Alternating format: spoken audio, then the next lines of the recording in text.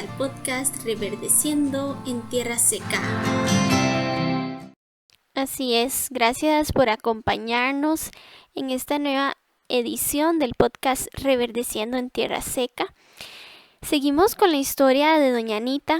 Ha sido una historia impresionante, nos ha dejado grandes lecciones sobre una vida muy dura, pero cómo el Señor estuvo con ella en diferentes etapas de su vida, y hoy quisiera que pudiésemos enfocarnos en este momento de la vida de Doña Anita cuando ella dice que ella se siente rara o diferente a los demás. Y en ocasiones no entendemos por qué, aunque todos hagan algo, sentimos que no debemos ser parte de ese grupo, o quizás ese deseo de no dejarnos llevar por la presión grupal. Y de hecho, en el caso de Doña Anita es muy claro el hecho de que ella se mantuvo lejos de algunas de esas comunes vicios y otras actividades poco provechosas. Y en su momento Doña Anita no entendía por qué ella era diferente. Ahora podemos entender que era el Espíritu Santo obrando en ella para que en algún momento ella pudiera ser convencida de su pecado y pudiera llegar a los pies de Cristo. Estudié, me porté bien estando en el colegio. En ese tiempo las casas eran muy pegadas y mami le gustaba tener amistad con los vecinos. Conocí al que fue luego mi esposo. En ese tiempo al frente de la casa es que vivía él y era muy bailarín, muy fiestero, mayor que yo, como 7 años más o menos, tenía mi esposo más que yo. Y, pero sin embargo yo pasé al colegio, este, nada más como desde los 12 años me llamó la atención porque él me decía cosas bonitas. Definitivamente que a la mujer se le conquista por el oído, ¿verdad? En el mundo.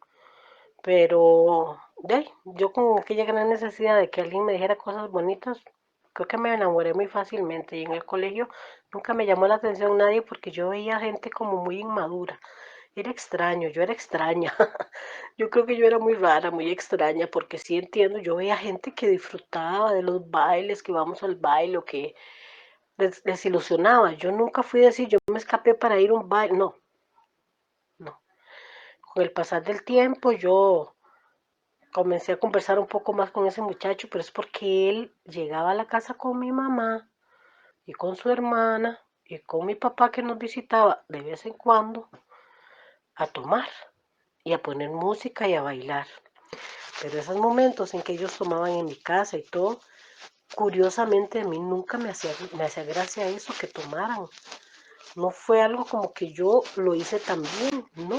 Yo crecí, mi adolescencia fue sana. Así es, Doña Anita, y definitivamente esa fue la obra del Espíritu Santo en su vida, como lo dice en Juan 16, versículo 7 y hasta el 11, que nos dice que es obra del Espíritu Santo el convencer de pecado, de justicia y de juicio.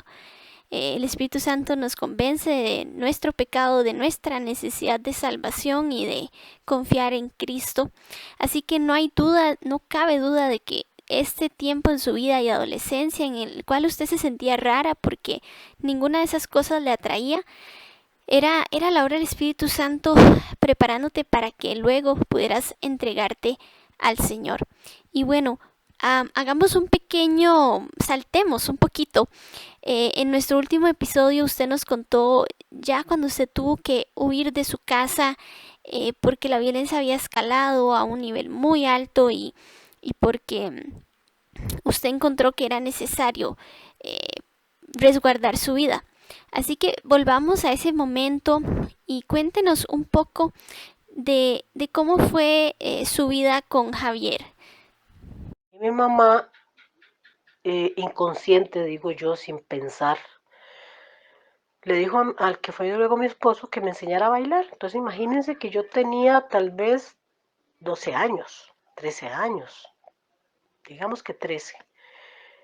Yo le llevaba 7, estamos hablando de un hombre de 21 años.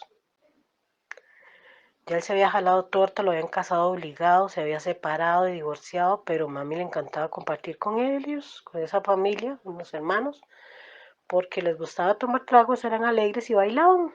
Entonces mi mamá le decía, enséñele a Ana a bailar, Javier, enséñele a Ana a bailar. Y aquel me hablaba a los oídos sin mami darse cuenta y aquello fue creciendo y creciendo. Fue muy difícil, perdonen, porque hasta los salones de baile me llevaba mi mamá, 15 años, pasaron los 15 años. O sea, yo nunca hice mucho caso, pero me llamaba la atención. Y yo crecí bailando con esa gente cuando hacían fiestas en mi casa y me llamaba la atención él, pero él tampoco era que me persiguiera, él tenía su trabajo y tenía su vida, vivía ahí con la mamá y la hermana. Pero de ahí, ya él me conquistó y yo cerré mis ojos a que ese era seguro mi salida, mi tabla de salvación, me imagino yo, porque él me ofrecía el sol, la sierra y las estrellas. Claro, doña Anita, y usted se encontraba en un momento donde usted necesitaba mucha afirmación, mucho apoyo y pensaste que tal vez Javier te lo iba a dar. Y cuéntenos, en el momento en que se dio toda esa tensión en su casa, usted ya tenía 18 años y ya usted trabajaba y sostenía en gran parte de la casa de su madre. Así que cuéntenos un poco de esa parte de la historia. Empecé a trabajar como desde los 17 años.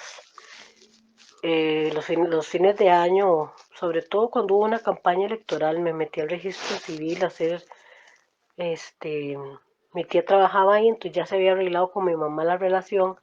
Entonces, mi tía consiguió que un partido político me metiera y ahí trabajé un tiempo. De ahí luego pasé a trabajar a otra empresa del gobierno y en ese tiempo pasaron como 8 años. Yo luego me metí a estudiar secretariado. Aprendí también, en ese tiempo era diferente, yo ya había aprendido mecanografía. Después del colegio aprendí mecanografía y luego secretariado. Yo ya mantenía la casa, digámoslo así, que ya yo trabajaba y le daba el dinero a mi mamá y, y ya yo era una muchacha, digamos, ya tenía algún de mis cosas, ¿verdad? Mis posibilidades hasta de haberme tal vez independizado, pero yo estaba, digamos que ya cegada por el amor con este señor, con este muchacho. Claro que sí, qué bueno que usted tuvo esa capacidad para estudiar y prepararse y trabajar. Y bueno, ya usted tenía muchos conocimientos adelantados. Pero bueno, se suscitó esta situación y usted tomó la decisión de ir a convivir con Javier. Cuéntenos un poco más sobre esa historia.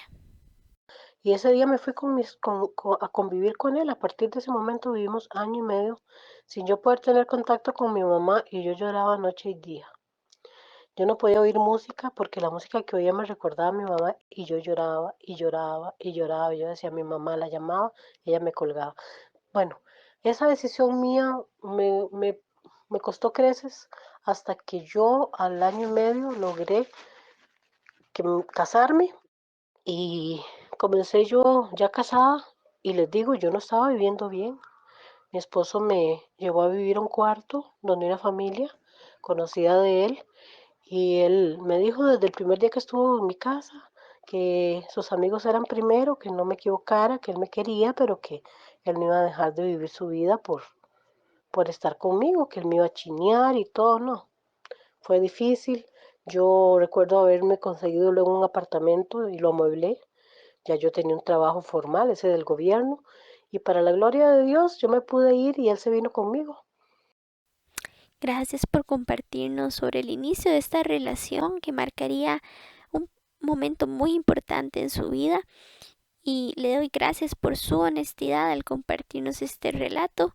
Sabemos que en un inicio usted empezó a convivir con él debido a que su vida corría peligro. Y bueno, sacaremos grandes lecciones de este tiempo y de esta relación con Javier, pero si les parece vamos a continuar en el próximo episodio. Que Dios los bendiga, nos vemos pronto.